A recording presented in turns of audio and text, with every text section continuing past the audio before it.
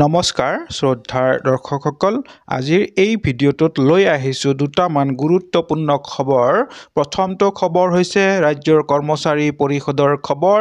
হেয়া হৈছে পুৰণি পেঞ্চন প্ৰৱৰ্তন আৰু নতুন পেঞ্চন বাতিলৰ দাবীত সদৌ অসম কৰ্মচাৰী পৰিষদে লোৱা সিদ্ধান্ত মৰ্মে আজি কৰ্মবিৰতি 1 ফেব্ৰুৱাৰীৰ দিনাখন ৰাজ্যজুৰি কৰ্মবিৰতি ঘোষণা কৰা হৈছে। এক প্ৰেছ বিজ্ঞপ্তিত প্ৰকাশিত এই খবৰ। যিহেতুকে কৰ্মচাৰী পৰিষদে দীৰ্ঘদিনৰ পৰা দাবী জনাই আহিছে, ন্যায্য দাবীৰ বাবে প্ৰতিবাদ জনাই আহিছিল সময়ে সময়ে। আজি 2024-ৰ 1 ফেব্ৰুৱাৰীৰ দিনাখনো তেখেতসকলৰ যি সিদ্ধান্ত আছিল 1 ফেব্ৰুৱাৰীৰ দিনাখন প্ৰতিবাদী কাৰ্যসূচী গ্ৰহণ কৰিব, সেয়া আজি তেখেতসকলে কৰিবলৈ গৈ আছে। বিগত দিনত বিভিন্ন সময়ত বিভিন্ন ধৰণৰ প্ৰতিবাদী কাৰ্যসূচী গ্ৰহণ কৰিছিল সদৌ অসম কৰ্মচাৰী পৰিষদে, কিন্তু তেখেতসকলৰ প্ৰতিবাদক কোনো গুৰুত্ব দিয়া নাছিল চৰকাৰখনে। আজিলৈকে পুৰণি পেঞ্চন প্ৰৱৰ্তনৰ কোনো ধৰণৰ পদক্ষেপ গ্ৰহণ নকৰাত আজিৰ দিনটোতো প্ৰতিবাদী কাৰ্যসূচী গ্ৰহণ কৰিছে এই পৰিষদে। দ্বিতীয়টো খবৰ সেয়া হৈছে সদৌ অসম অংগনবাদী কৰ্মী সহায়িকা বাইদেউসকলৰ প্ৰতিবাদী কাৰ্যসূচী। গুৱাহাটীৰ উজান বজাৰত থকা সঞ্চালকৰ কাৰ্যালয়ৰ সন্মুখত এই প্ৰতিবাদী কাৰ্যসূচী সমাপন কৰিব। ইতিমধ্যে বিভিন্ন জিলাৰ পৰা অংগনবাদী কৰ্মী সহায়িকা বাইদেউসকল ৰাওনা হৈছে আৰু তাত নিৰ্দিষ্ট সময়ত গৈ উপস্থিত হৈ প্ৰতিবাদী কাৰ্যসূচী চলাই যাব। এনেদৰে ধাৰাবাহিকভাৱে প্ৰতিদিনে কেইবাখনকৈ জিলা লগ লাগি এই প্ৰতিবাদ কৰিব, প্ৰতিবাদী কাৰ্যসূচী সমাপন কৰিব।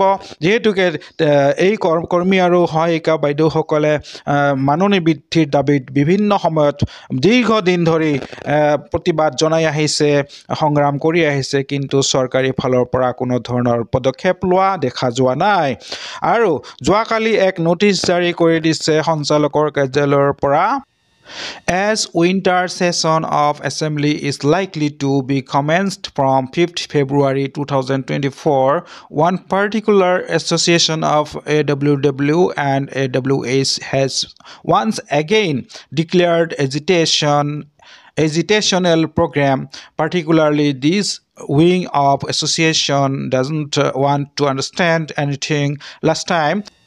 Due to repeated requests from CDPOs as well as from association, we allowed to pay honorarium to AWW and AWS. Therefore, if anyone indulges in agitation by hampering Anganwadi services, no work, no pay rule shall apply. I repeat, no work, no pay. Inform locally to all concerned.